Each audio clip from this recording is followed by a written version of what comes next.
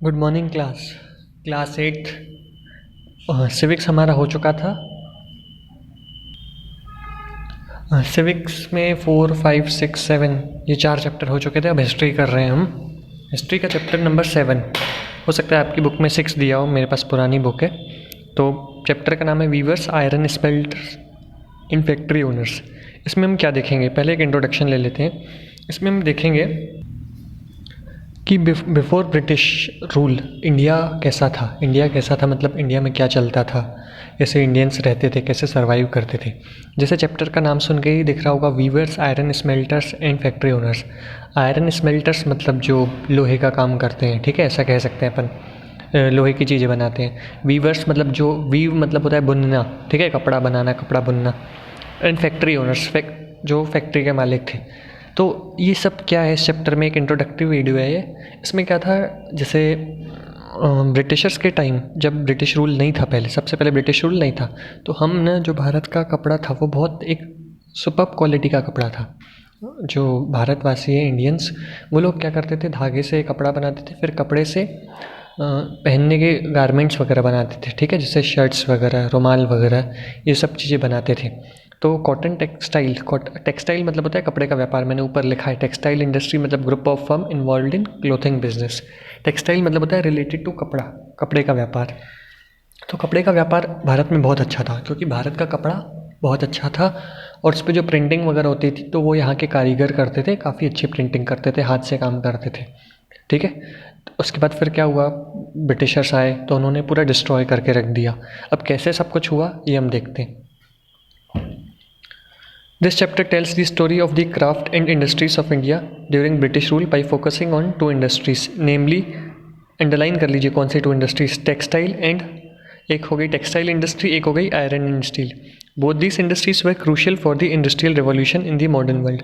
Industrial revolution मतलब एक क्रांति, ठीक है, एक क्रांति आना। क्रांति किस वजह से आई, क्या हुआ कि अभी हम आगे देखते हैं क्या हुआ था। जैसे यहाँ पर हम प्रोडक्ट्स बना रहे थे ना, तो यहाँ के प्रोडक्ट्स ब्रिटेन में भी जा रहे थे, ठीक है, वहाँ की यूरोप में भी जा रहे थे। तो हो क्या रहा था, वहाँ के जो मर्चेंट्स हैं, वहाँ के जो क्लोथ सेलर हैं, उनका प्रोडक्ट अच्छा नहीं पे चल रहा था। तो उन्होंने क्या किया, फिर मशीन्स वगैरह लगाई, तो वहाँ पे एक इंडस्ट्रियल रेवोल्यूशन आ गया। Both this industries were crucial for the industrial revolution in the modern world. देखिए मैंने बोला था ना, मशीन्स लगाई थी। Mechanised production of cotton textiles made Britain the foremost industrial nation in the 19th century. Mechanised production of cotton textile made Britain the foremost industrial nation. Foremost industrial nation मतलब एक देखा जाए तो सबसे आगे लाकर खड़ा कर दिया इसने, मैकेनाइज्ड प्रोडक्शन ने। किसका मैकेनाइज्ड प्रोडक्शन, कॉटन टेक्सटाइल्स का, in the 19th century. And when its iron and steel industries started growing from the 1850s, Britain came to know as the workshop of the world. अब and when its iron and steel industries started growing, 1850 में जब उनकी iron and steel industry grow करना start हुई, ठीक है, तो Britain को क्या बोला जाने लगा, वर्कशॉप ऑफ द वर्ल्ड। अब वर्कशॉप ऑफ द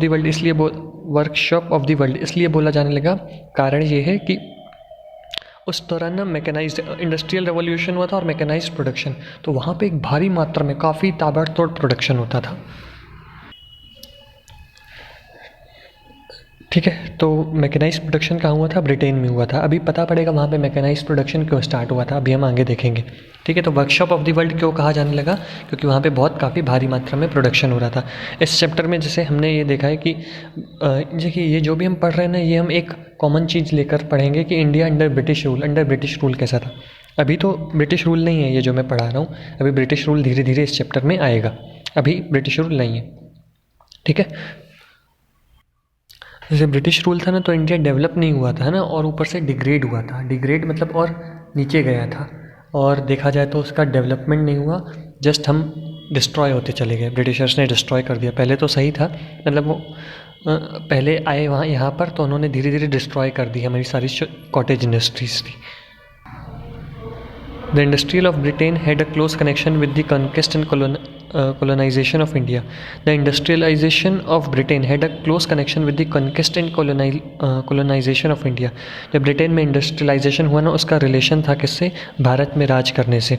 उन्होंने बताऊँ भारत में काफ़ी राज किया ब्रिटिशर्स ने, और उन्होंने राज किया, हमको सफ़र करना पड़ा तभी वो डेवलप हुए। ठीक है, अभी हम देखेंगे हमारी सफरिंग्स के ऊपर उनका डेवलपमेंट डिपेंड है। Close connection with the conquest. Conquest मतलब होता है कि राज करना। You have seen chapter 2 how the English East India Company interest in trade led to occupation of territory and how the pattern of trade changed over the decades. In the late 18th century, the company was buying goods in India and exporting them to England and Europe, making profit through this sale. With the growth of industrial production, British industrialists began to see as a vast market for their industrial products, and over time, manufactured goods from Britain began flooding India. अब क्या हुआ था यहाँ पे? सबसे पहले मैं आपको बता रहा हूँ, यहाँ पे धागा होता था, धागे से कपड़ा बनता था, कॉटन प्लांट्स थे यहाँ पे, कॉटन से धागा बनता था, धागे से कपड़ा बनता था। तो हम ना क्या करते थे? एक्सपोर्ट करते थे, मतलब हम जो है गुड्स बाहर भेजते थे। अब बाहर हम भेजते थे, तो जब बाहर भेजते थे तो जो ब्रिटिश मतलब यूरोप के जो सेलर्स हैं कपड़ों के, तो उनको लगता था, वो लोग क्या करते थे, यहाँ से ले जाते थे सस्ते दाम पर और वहाँ पर बेचते थे। अब क्या है, प्रोडक्ट बहुत अच्छा था। ठीक है, मैं आपको एक एग्जांपल दे रहा हूँ। समझो 10 रुपये का यहाँ से लेकर गए, उनको प्रोडक्ट काफ़ी बेस्ट क्वालिटी का मिलता था। यहाँ से 10 रुपये का ले जाके वहाँ पे समझो 70 रुपये में बेच दिया, तो उनको प्रॉफिट अच्छा खासा होता था और प्रोडक्ट बहुत अच्छा था, तो वहाँ के लोग पे करने के लिए भी तैयार होते थे। तो ऐसे करके इनका काफ़ी अच्छा काम चल रहा था। पहले यहाँ से ले जाते थे, ठीक है, फिर धीरे धीरे क्या हुआ कि अब जो वहाँ पर तो ले जाने लगे, अब क्या हुआ कि कुछ ब्रिटिशर्स जो है उन्होंने वहीं पर काम स्टार्ट किया। जैसे अब जो ब्रिटिशर्स वहाँ के लोग कपड़ा बना रहे थे वो बिक नहीं रहा था, लोग इंडिया का ही ले रहे थे। ठीक है, जो वहाँ पे लोग कपड़ा बना रहे थे वो बिक नहीं रहा था, लोग इंडिया का ही ले रहे थे। तो उन्होंने क्या किया, फिर कुछ स्ट्रेटजीज अपनाई, जिसकी वजह से क्या है, इंडिया का जो मार्केट है वो कोलैप्स हो गया। लिखा है कि company was buying goods in India and exporting them to England and Europe, making profit through this sale. With the growth of industrial production, British industrialist began to see India as a vast market for their industrial products and over time manufacture goods from Britain began flooding in India. तो धीरे धीरे क्या हुआ, जब ये goods वहाँ पर जाने लगे, फिर वहाँ के लोगों का नुकसान होने लगा, वहाँ के जो सेलर्स हैं उनका नुकसान होने लगा। तो उन्होंने क्या सोचा कि मतलब अपनी गवर्नमेंट को बोला कि सारे लोग भारत का आया हुआ कपड़ा पहन रहे हैं, हमसे कोई नहीं ले रहा। तो गवर्नमेंट ने कुछ ट्रेड बैरियर्स लगा दिए थे, जिसकी वजह से क्या हुआ, भारत जैसा ही लगभग कपड़ा वहाँ भी बिकना शुरू हो गया। ठीक है, और फिर वहाँ बिकना शुरू हो गया वो तो ठीक है, इससे भारतीयों का नुकसान हुआ। फिर वहाँ से कपड़ा इंडिया में भी आने लगा, तो जिसकी वजह से क्या, इंडिया वालों का और नुकसान हुआ। अब लिखा है ना कि Britain manufactured goods began flooding in India. How did this affect Indian craft and industries? This is the question we will explore in this chapter. अब इस चैप्टर में क्या होगा कि कैसे उनके साथ उनको सफ़र करना पड़ा। मतलब पहले कॉटन इंडस्ट्रीज यहाँ पर थी, ठीक है, उसके बाद फिर यहाँ पे कैसे उनको पहला स्टेप क्या था सफ़र होने का, फिर और ज़्यादा सफ़र कैसे हुए, ये सब इस चैप्टर में बताया जाएगा। ब्रिटिशर्स यहाँ पर ना जैसे आए थे ना, तो ट्रेडर की तरह आए थे। ट्रेडर की तरह मतलब खरीदी बिक्री करने की, यहाँ से खरीदेंगे वहाँ बेचेंगे। ठीक है, पर धीरे धीरे उन्होंने क्या किया, पॉलिटिकल कंट्रोल ले लिया। मतलब वो हम पर पूरी तरीके से डोमिनेट करने लगे, अपना राज चलाने लगे। सिर्फ मतलब हम पर कंट्रोल ही नहीं किया, एज वेल एस हमारे जो रॉ मटेरियल है ना, जैसे क्या करते थे, पहले यहाँ से प्रोडक्ट ले जाते थे, वहाँ बेचते थे। अब क्या करते थे, फिर बाद में क्या हुआ, वहाँ के जो सेलर्स हैं, ब्रिटेन के सेलर्स, उनको नुकसान होने लगा कि सब लोग इंडिया का कपड़ा पहन रहे हैं। तो फिर क्या हुआ, वहाँ प्रोडक्ट बैन कर दिया, इंडिया का प्रोडक्ट वहाँ पे बैन कर दिया कि अब इंडिया का प्रोडक्ट यहाँ नहीं बेचा जाएगा। ठीक है, तो जिससे क्या हुआ, ब्रिटिशर्स जो हैं वहाँ के वहीं का कपड़ा बिकने लगा। फिर और क्या हुआ, अब इनको सामान तो चाहिए ना, तो ये लोग क्या करते थे, रॉ मटेरियल यहाँ से ले जाते थे और वहाँ पर बनाते थे, ये भी ठीक है। फिर कुछ दिनों बाद इन्होंने क्या किया, इंडिया का तो प्रोडक्ट वहाँ पर लाना बैन कर दिया, वहीं पर बनाने लगे अपने से शर्ट या क्लोथ्स।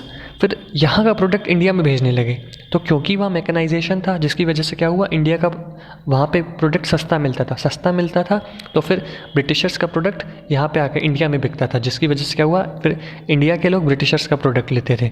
ठीक है, तो पहले रॉ मटेरियल ले गए, वहाँ पर शर्ट बनाई, शर्ट फिर यहाँ पर बेच गई, यहाँ से फिर पैसा लेकर गए। ठीक है।